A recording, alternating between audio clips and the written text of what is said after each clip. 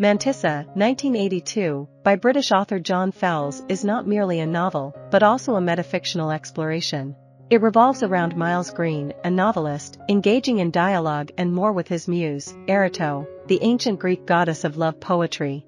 This exchange can be seen as a battleground between a struggling writer and the feminine inspiration that drives him, a reflection of Fowles's own passion for writing, or simply Green's explicit musings from his hospital bed. The narrative delves into contemporary literary theories like postmodernism and feminist criticism while reflecting on the state of the modern novel. It also confronts criticisms directed at Fowles himself, particularly regarding his portrayal of female characters, which some have labeled misogynistic.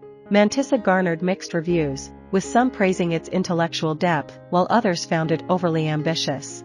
Kirkus Reviews described it as an overextended intellectual vaudeville sketch, alternately fascinating and tedious, with distinctly special, limited appeal. The title itself, Mantissa, refers to a minor addition, particularly in literary discourse.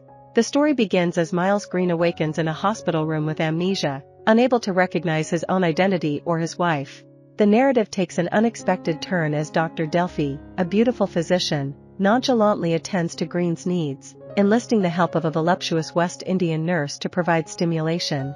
Despite Green's objections, Dr. Delphi justifies her actions as akin to life-saving measures, comparing it to mouth-to-mouth resuscitation, aiming to cure his amnesia. She further explains that their intention is to engage Green's ID, describing it as the flaccid member against her posterior, suggesting it could be his ally. Despite Green's protestations about privacy invasion, he struggles against the attractive medical team to no avail. Eventually, he succumbs, and his arousal is depicted as birthing a manuscript, which turns out to be the very novel being read.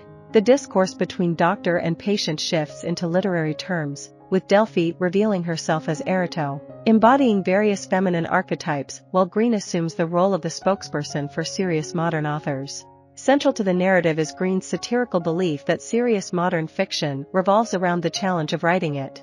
He argues that fiction should remain separate from reality, and discussing fiction becomes more significant than the fiction itself, distinguishing true novelists in the contemporary landscape.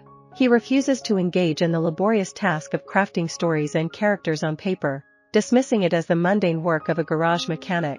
Green, proficient in the language of postmodern literary theory, rejects the idea of a connection between a text and its author while paradoxically boasting about creating texts suitable for academic literature departments. He asserts, if you seek elements like story, character, suspense, or description, relics of pre-modernist times, then turn to cinema or comics. Serious modern writers, like myself, do not cater to such demands. Erato vehemently opposes Green's stance, advocating for the enduring relevance of realism and the observational novel. She also assumes the role of a feminist literary critic, condemning Green for fabricating female characters to serve his desires. Her feminism extends to critiquing Green's self-absorption in postmodernism, demanding acknowledgement of her metaphysical status compared to his.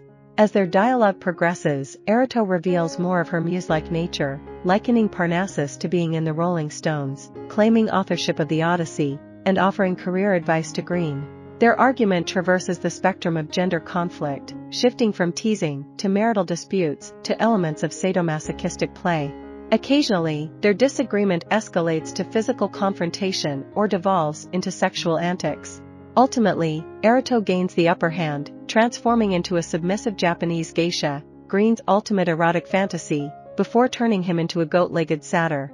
As Green attempts to retaliate, Erato vanishes, leaving him human once more as Dr. Delphi returns to the room.